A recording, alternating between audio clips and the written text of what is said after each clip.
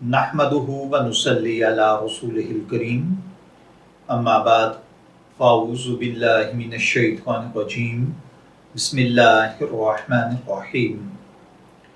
अस्सलामु अलैकुम dear viewers, इस्लामी मालूमात के आपके फेवरेट इंफॉर्मेटिव चैनल फतवा ऑनलाइन से मैं हूं शब्बीर अहमद। हमारा आज का टॉपिक है वरासत में मिलने वाले बैंक अकाउंट की सूदी रकम का शरई हुक्म। ये एक सवाल है जो कि आदिल खान साहिब ने पूछा है। वो कहते हैं कि जनाब, मेरे वालिद की डेथ हो चुकी है। उनका सेविंग बैंक अकाउंट था जिसमें सूदी पैसा मौजूद है। अब तरके में वो पैसा हम औलाद को मिला है। पूछना ये है कि जो सूद का पैसा है उसका क्या किया जाए?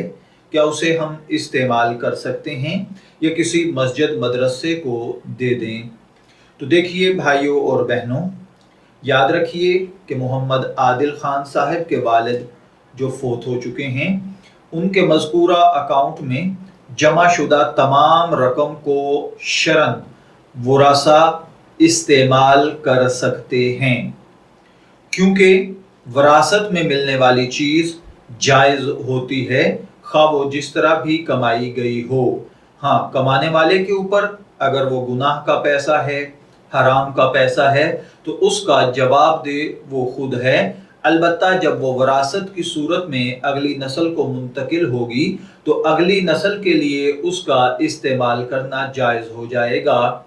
हाँ, इसमें यह है कि अगर वरासा चाहें तो सूदी रकम का हिसाब लगाकर उसके बराबर रकम निकाल कर अपने मुस्तहिक गरीब रिश्तेदारों में तकसीम कर दें तो ज़्यादा बेहतर है।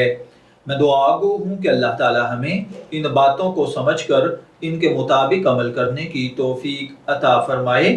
शब्बीर अहमद को इजाज़त दीजिए, फिर हाजिर होंगे किसी नए टॉपिक के साथ।